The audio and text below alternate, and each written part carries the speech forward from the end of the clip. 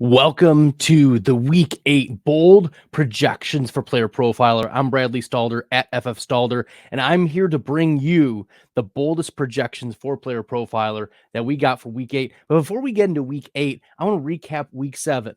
We crushed it by fading the bejeebies out of Jameson Williams. That's right.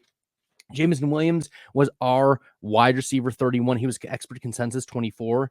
I said fade him, not even a flex option, maybe best ball possibility, but we were fading him 7 spots below consensus. And what does he do? Not just fades, he fades into oblivion, wide receiver 104 last week. We also got you right with Tyler Goodson.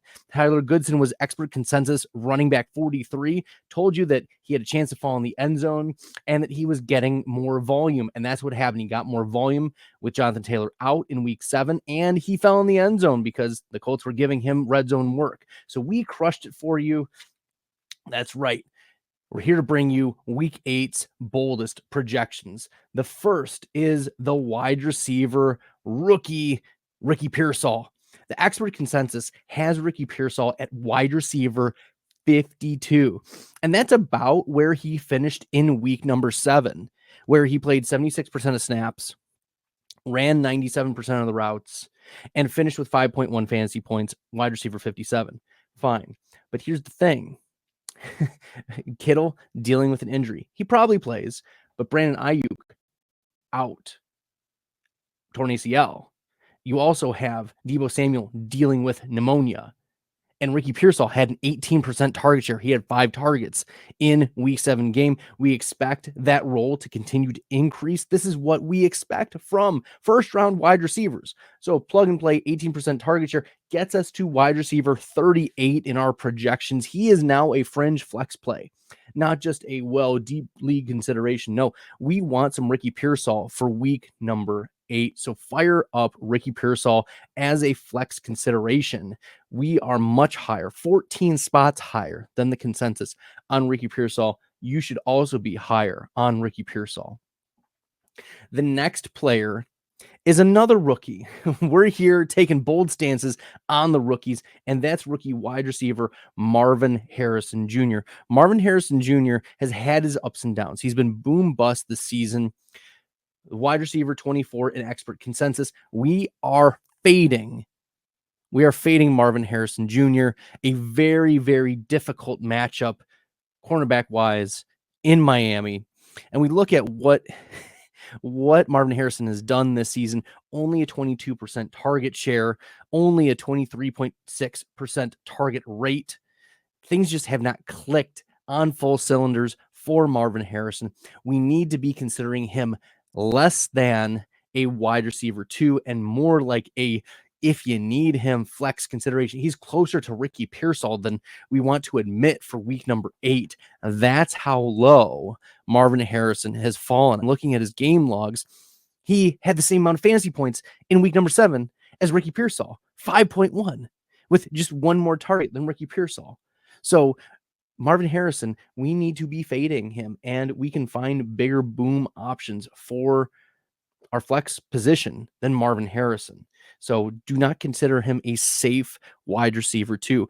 In fact, you can only count twice so far in 7 weeks where Marvin Harrison has finished at least as a top 24 wide receiver. That was in week 2 and in week 3.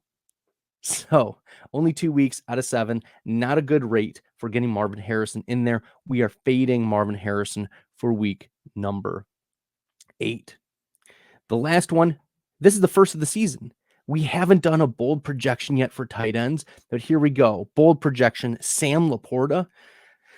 Look, a lot of people are in on Sam Laporta for week number 8, and there's a logical reason. Jameson Williams is out for this week. But the problem with Sam Laporta is he's not getting the target share. Even over the last couple weeks, with Jameson Williams not getting the target share. Remember last week I made the argument that we should be fading Jameson Williams because he was not getting targets. He had 9 targets going into week 7's game over the last 3. So weeks 4, 5, and 6, he had total of 9 targets. That's not good. And the same thing with Sam Laporta.